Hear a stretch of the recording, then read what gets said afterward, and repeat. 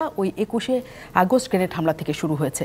কাজে এই ঘটনার মূলে কি আছে আওয়ামী লীগের মতো নিশ্চয়ই বিএনপিও চায়। বিএনপি কি ভাবে যে আসলে কে ছিল সেটা খুঁজে বের করা দরকার? জি, আপনাকে ধন্যবাদ। আর এই রায়ের জন্য আমি আল্লাহ তাআলার কাছে অশেষ করুণা ভিক্ষা করছি যে সর্বশেষ দয়াময় আল্লাহ সঠিক বিচারটা আমাদের সামনে এনে দিয়েছেন। কারণ এই ৫ই আগস্টের আগে কোনো বিচার ছিল না। বিচার দুটো পৃথিবীতে, একটি বিচারিক আদালতে, সেটা যখন ফেল করে উপরওয়ালার কাছে মানুষ নির্ভর করে। যেমন শেখ মুজিবের শাসনকালে আমরা দেখেছি ভয়াবহ একটা পরিস্থিতি, কোনো বিচারিক আদালত তাকে বিচার করার ক্ষমতা রাখত না। শেষ বিচারটা আল্লাহর তরফ থেকে হয়েছে। তো আজকে যে অত্যন্ত বিজ্ঞ এবং সচেতন দুইজন আলোচক এখানে আছেন, তারা এই ব্যাপারে চমৎকার এবং সুন্দর বক্তব্য দিচ্ছেন। আমি ওই দিকে যাচ্ছি না। শেখ হাসিনা এই ঘটনার পর থেকে যতবার বিএনপিকে আক্রমণাত্মকভাবে তিনি টার্গেট করেছেন, সেই জায়গাটায় আমার মাঝে মধ্যেই এক ধরনের কৌতূহল তৈরি হতো। যেমন আপনাকে আমি একেবারে স্পষ্ট করে টেলিভিশন স্ক্রিনের সামনে বলি, যারা শেখ মুজিবকে টার্গেট করে সেদিন সামরিক অভ্যুত্থান ঘটাতে চেয়েছিলেন বা হত্যা করতে চেয়েছিলেন, তারা কিন্তু শেখ মুজিব এবং তার পরিবারের সদস্যদেরকে হত্যা করেছিলেন। এ ব্যাপারে তো সন্দেহ নয়। এমনকি শহীদ জিয়া রহমানকে যারা টার্গেট করে হত্যা করতে চেয়েছিল, তারাও কিন্তু সফল হয়েছে। এবং তারা কিন্তু দুইজনই ক্ষমতাধর প্রেসিডেন্ট ছিলেন, ছোটখাটো প্রেসিডেন্ট না। কিন্তু এই ব্যাপারে নিশ্চয়ই আপনি দ্বিমত করবেন না। শেখ হাসিনা বিরোধী দলের নেত্রী ছিলেন। অত বড় ক্ষমতাধর ব্যক্তি শেখ মুজিব বা জিয়া রহমানের ওই সময়ে ছিলেন না। তাকে যদি কেউ টার্গেট করতো তাহলে কি খুব মারা যেত না? সবাই মারা গেল, উনি কিন্তু বেঁচে গেলেন। সবাই বেঁচে গেলে উনি মারা গেলেন, তাহলে বুঝতাম যে টার্গেট যারা করেছে তাকেই মারার জন্য। যে এমন প্রশ্ন কেউ করে, আলহামদুলিল্লাহ তিনি বেঁচে গেছেন। আপনার থেকে কোথাও সন্দেহ হয় যে ব্যাপারটার মধ্যে আসলে আওয়ামী লীগের কোনো পরিকল্পনার জায়গা ছিল? আমার সন্দেহ না। তাহলে এক সদস্য বিশিষ্ট মিস্টার জয়নাল আবেদিন সাহেব, বিচারপতি, তিনি তদন্ত করতে গিয়ে একটা মন্তব্য করেছিলেন। কোনো না কোনো গোয়েন্দা সংস্থা, এবং নাম উল্লেখ করে তিনি বলেছিলেন পার্শ্ববর্তী একটি দেশের গোয়েন্দা সংস্থা এই ঘটনার সঙ্গে যুক্ত। কোন সরকার পাগলে পাইছে নাকি যে তাকে টার্গেট করে সবাইকে মেরে ফেলে তাকে বাঁচিয়ে রেখে দিল? এটা কখনো হয় কোন সরকার? মানে আমি যুক্তির ক্ষেত্রে বলছি। এখানে উনি সেলিম সাহেব একটা কথা বললেন যে সেই সময় বিদেশি তদন্তকারী দল এই দেশে আনা হয়েছিল।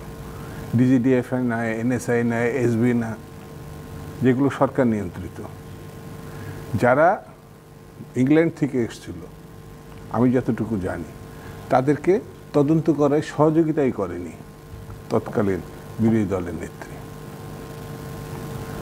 গাড়িটা চাইছে, গাড়িটা দেখতে দেয়নি, বাসায় ঢুকতে দেয়নি, তিনি নিজে কথা বলেননি, তার ড্রাইভারের সঙ্গে কথা বলেননি। মানে এটা তো সেই সরকারের কোনো ইয়ে ছিল না, মানে দেশি কোনো তদন্তকারী দল না। বলতে পারতেন যে ভারত থেকে তো তদন্তকারী দল আসলে তিনি আমি শেষ করে দিই। আপনি এই ভারত শব্দ শুনেই আপনি মানে আটকে দিচ্ছেন কেন? শোনেন আমার কথাটা, শোনেন। তো বলতে পারতেন তিনি, কিন্তু তিনি এটা বলেন নাই। কিন্তু তার আচার আচরণে মনে হচ্ছে যে তিনি নির্দিষ্ট একটি তদন্তকারী দল চেয়েছিলেন। আজকে এই বিষয়ের মানে রায়ের পর মানে এগুলো সব জলের মতো পরিষ্কার। আমি 14 সালের পরে 15 সালে জেলে ছিলাম। এই মামলার একজন আসামি যাকে উল্লেখ আছে, শিক্ষা উপমন্ত্রী আব্দুল সালাম পিন্টু বাবু সাহেব ছিলেন, আমাদের পার্টির ভারপ্রাপ্ত অ্যাক্টিং চেয়ারপারসন তারেক রহমান ছিলেন। তো আব্দুল সালাম পিন্টুর সঙ্গে আমরা ওই যে 14 আন্দোলনের প্রেক্ষিতে অ্যারেস্ট হয়েছিলাম। তো আব্দুল সালাম পিন্টুর স্বীকারোক্তি না দেওয়ার কারণে তাকে টর্চার সেলে পায়ের এবং হাতের নখ মানে উপড়িয়ে ফেলার কথা বলা হয়েছে। তাকে এমন হুমকিও দেওয়া হয়েছে যে স্বীকার করতে হবে তাকে। সেটি কখন? 1/11-এর পরে এখানে কিন্তু তারেক রহমান সাহেব মামলার আসামি ছিলেন না। পরে শেখ হাসিনা ক্ষমতায় আসার পরে অধিকতর তদন্তে তার নাম যুক্ত করা হয়েছে। যে লোকটি আওয়ামী লীগ থেকে নমিনেশন চাইছিলেন, কিশোরগঞ্জে সম্ভবত, কি নাম আমার ঠিক মনে হচ্ছে না, কাহার সাহেব, আব্দুল কাহার আকন্দ, সেই লোকটি তদন্তে এসে তারেক রহমান সাহেবকে জড়ালেন। তো এখানে তো পরিষ্কার যে একটি দলকে বিপর্যস্ত করার জন্য মহাপরিকল্পনার অংশ হিসাবে উনি এটাকে যখনই বলতেন যে তাকে হত্যা করা হবে, এখানে আমি একটু তখনই আমি শেষ করে দিই, তখনই তিনি কাঁদতেন এবং তখনই একটা নাটক তৈরি হতো। তিনি যে মৃত্যুভীতি কারণ কতটা, এই যে পালিয়ে যাওয়ার প্রেক্ষিতে আমি মনে করতাম বাক্কা বেটি। উনি নিজেও দাবি করতেন মুজিব কন্যা পালায় না। মুজিব কন্যা যে কী জিনিস এখন আমরা বুঝতে পারছি। সেই দিন ওখানে যে দাঁড়িয়েছিলেন নিশ্চিন্ত, আমি যে নিশ্চিত সে মানে নিশ্চিন্ত ছিলেন যে এই ধরনের তিনি মারা যাবেন না, মারা যাবেন না। আচ্ছা, এইখানে দুইটা জিনিস আছে, আমি এই কারণে আপনাকে তখন থামাতে চাচ্ছিলাম, মোটো ভারতের প্রসঙ্গে না। সেটি হচ্ছে নিশ্চিতভাবে বিএনপিকে চাপে রাখার জন্য, বিএনপির শীর্ষ নেতৃবৃন্দকে চাপে রাখার জন্য এই ঘটনা আওয়ামী লীগ করেছে অনেক জায়গা থেকে, কিন্তু আওয়ামী লীগ আমি এই রায় তো দিই নাই।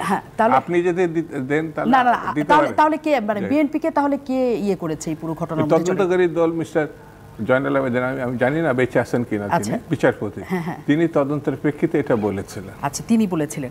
এখন আর যে ঘটনাটা বিএনপি করা এর কথা বলেনি, তিনি বলছেন একটি বিদেশি গোয়েন্দা সংস্থানের তত্ত্বাবধানের। পরে সাংবাদিকদের প্রশ্ন তিনি রর নামও বলেছেন এবং এই